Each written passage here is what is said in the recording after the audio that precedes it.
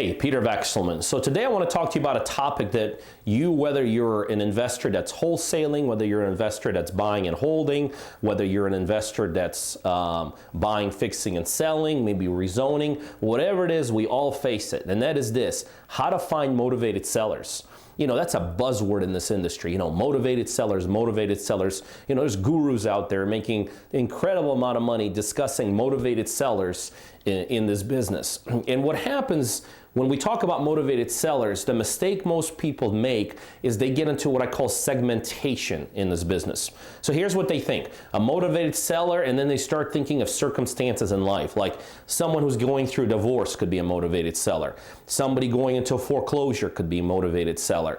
Somebody in bankruptcy could be a motivated seller. Maybe somebody that has a job change could be a motivated seller. Maybe a probate, somebody who's inherited a property could be a motivated seller. And again, when you discuss these topics, it's very easy for individuals to fill rooms with potential, real estate people who want to learn how to find deals, and they talk to them about these segmentations to get them to go after these people.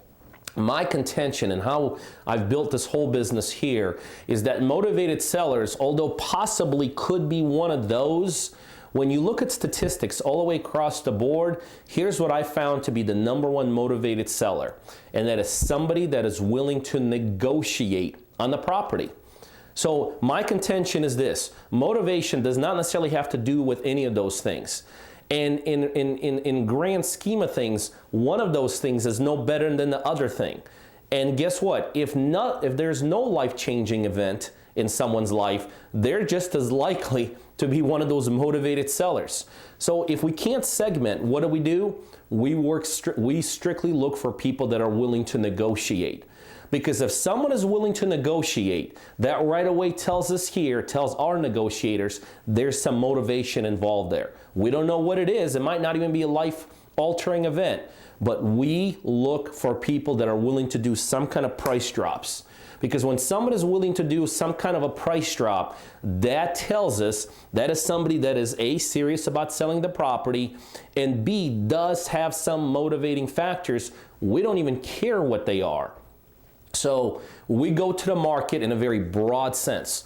We'll go after everybody. We go after the probate people. We go after the divorce people. We go after the moving people. Somebody, died. Somebody, job changes.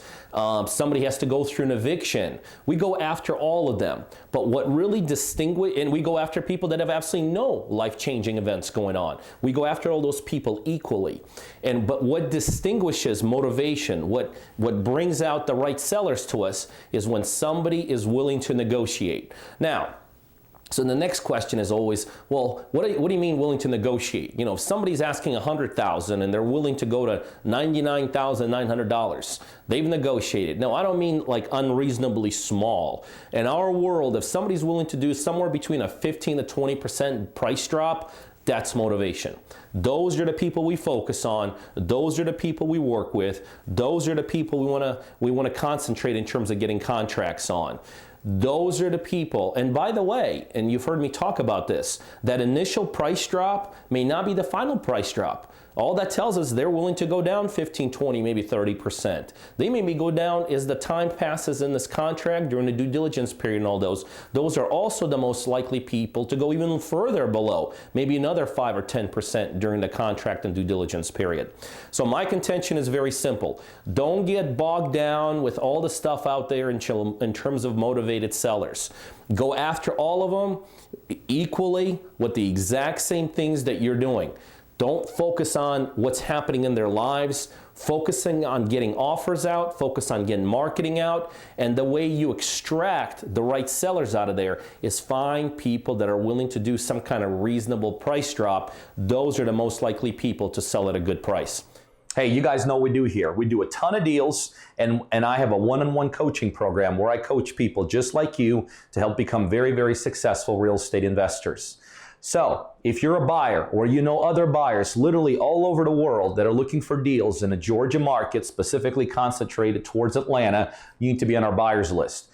By now, you'll see my email scrolling across the screen. Send me an email. Just say, add me to the buyers list. And on a daily basis, you're going to get some terrific, both ROI and equity-driven deals emailed right directly to you. The other thing, if you're looking to become a successful investor, whether you're brand new, just getting started, or whether you're doing it already and you're looking to be a bigger, more sophisticated, more savvy investor, I know I could help you do that. Again, you could either send me an email to learn more about my one-on-one coaching program, or better yet, right below this video, there's a link, coachingbypeter.com. You can go straight there and learn more about how I could help you become very successful in this industry.